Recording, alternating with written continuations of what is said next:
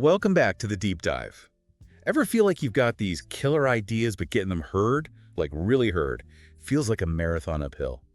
Tell me about it. Well, today we're snagging a shortcut, especially for sharing opinions, like a pro, in those make-or-break professional settings. Sounds right up our alley. We're diving deep into this Business English podcast episode, and honestly, it's a crash course on speaking with impact, Packed with tips. It's kind of wild how they emphasize that sharing your opinion, it's not just like blurting out whatever's in your head. It's this whole nuanced skill that you got to tailor to each situation. Almost like wearing different hats depending on who you're talking to. Exactly. Picture this, right?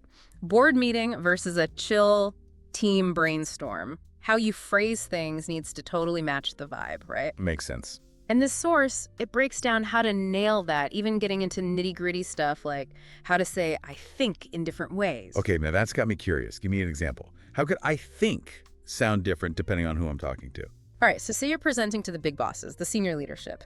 Instead of a casual I think, you could drop a in my professional assessment. Ooh, that sounds way more like powerful. Right, instant authority boost. But then, like in a team huddle, you might say, based on what we found as a team. Much more collaborative. Totally. Then client meetings, something like our client research reveals. Like you get their needs. Shows you've done your homework. And it's crazy how just changing a few words totally shifts the tone, how your message lands. Fascinating. I never really thought about it like that. It's a sneaky thing. But this source, it's all about busting those blind spots. They even dive into stuff like, get this, high confidence communication and balanced perspective presentation. Sounds kind of game-changing, right? Game changers, yeah. Got to know more. Break it down. What's high confidence communication? All right, so you've got the strong opinion, right? And it's backed by solid data. High confidence communication is about owning that, expressing it directly, no hesitation. This source even suggests phrases like, the evidence clearly demonstrates, or our analysis confirms. You're not messing around. Like, not just an idea, it's a fact. Boom, exactly. But then, what about those times when things are kind of uncertain, or you need to present a more measured viewpoint? Happens all the time. That's where balanced perspective presentation comes in clutch. Okay, so how do you pull that off without sounding like you're, unsure of yourself? It's all about the phrasing. Instead of hesitant vibes, you could use phrases like, initial findings suggest, or the current data indicates. Acknowledging that things might change. But still putting your ideas out there confidently. I love it. It's like a communication toolkit for different scenarios. That's what this source is all about, equipping you with the right tools. They don't just throw phrases at you, they give you structured frameworks for organizing your thoughts. Frameworks. Gotta love them. What kind of frameworks are we talking about? Two main ones they highlight. First up, the PRP method. Stands for point, reason, example, point. Okay, I'm following. It's all about clarity and persuasion, So start with my opinion, then back it up with like a real-world example. Then you drive home your point again. Simple but effective. What's the other one? Second one's the situation, problem, solution, benefit framework. Pretty self-explanatory, really. Okay, I think I can guess this one. You start by laying out the current situation, pinpoint the problem, present your awesome solution, and then, bam, highlight the benefits. It takes your opinion from just a random thought to a structured plan of action. Love it. And this source goes even further, addressing the fact that communication, especially in business, it's not just about speaking the same language, right? It's about navigating different cultures. That can totally impact how our opinions land. Huge point, especially in today's global world. Cultural intelligence, it's more important than ever, right? It's key. And this source, they dedicate a whole section to that, contrasting Western business norms with East Asian and Southeast Asian cultures. Always eager to learn more about that. So how do these cultural differences actually play out in real-life situations?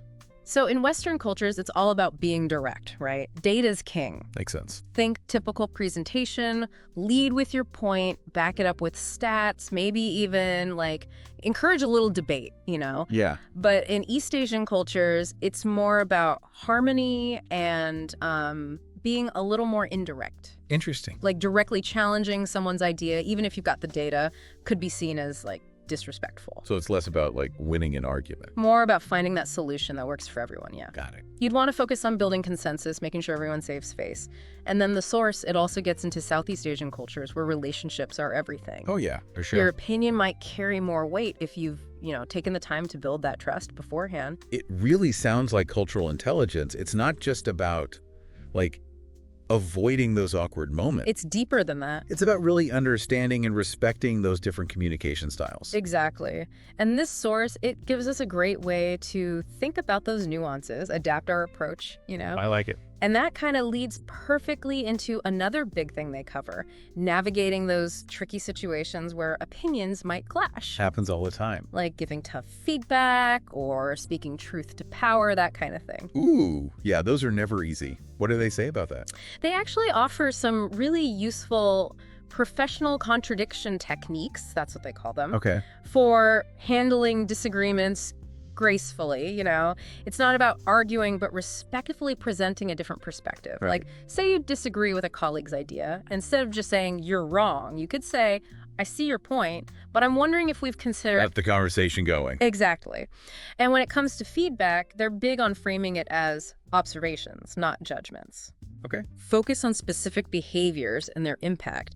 Instead of just saying, like, you're not a team player. Yeah. Way more constructive. You could say something like, I noticed that during the project you tended to work independently. How do you think that impacted the team's overall progress? Much better. Right. And then there's that scenario we all dread, presenting to those senior executives. Oh, yeah. When the power dynamics can make it so intimidating to speak up. Heart starts racing, palms are sweaty. And the source, they nail it. Preparation is key. Makes sense. Knowing your audience, anticipating their questions, rehearsing your delivery, that can really boost your confidence.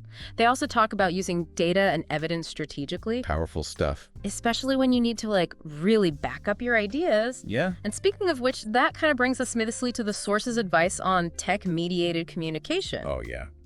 Huge these days, right? It's a whole different ballgame. Virtual meetings, endless emails.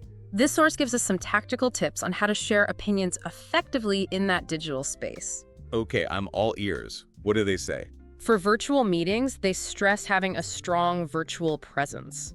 Like, what does that even mean? Clear audio, decent lighting, and making eye contact with that webcam. Showing you're engaged. Even though you're not physically in the same room, the little things still matter. Totally.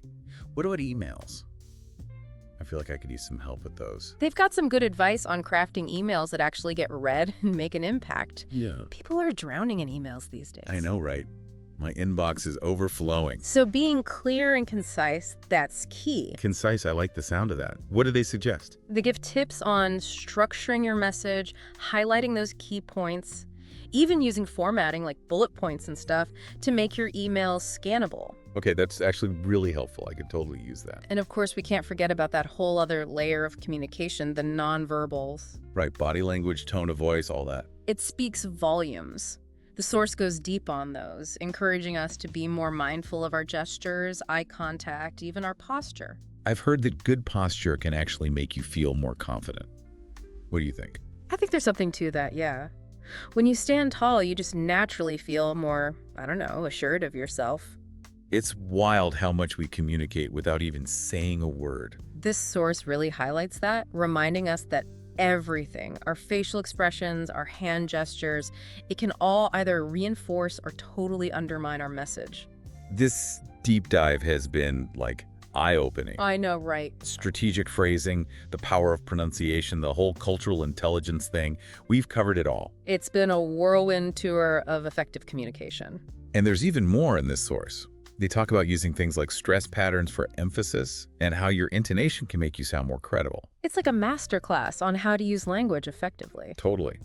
I feel like we've only just scratched the surface, but this has given us such a solid foundation to build on. And at the end of the day, that's what this deep dive is all about, right? Giving you the tools to express yourself with more clarity, confidence, and impact. It's not enough to just have great ideas. You got to have the skills to communicate them so they can really make a difference. And it's like they leave us with this final thought, this challenge almost. It's not enough to just like master these techniques, you know. The real question is, what are you going to do with them? It's like they hand you this amazing toolbox and they're like, go build something awesome. Exactly. Yeah. What impact do you want to make? Drive innovation in your team, influence those big decisions, maybe even advocate for some positive change like in your company or even your whole industry. That's a big question to think about for sure. Yeah. It's easy to get caught up in like the how-to, the mechanics of communication. Yeah. But at the end of the day, it's about using your voice to actually contribute something meaningful. Totally. And this deep dive, it's given us the knowledge, the tools to do just that. Now it's up to us to, step up and use them. So whether you're leading a project, presenting to clients, or even just sending a well-crafted email, Yeah. remember, your voice matters. Don't be afraid to use it. Share your ideas, engage in those debates. Advocate for what you believe in. The world needs to hear what you have to say.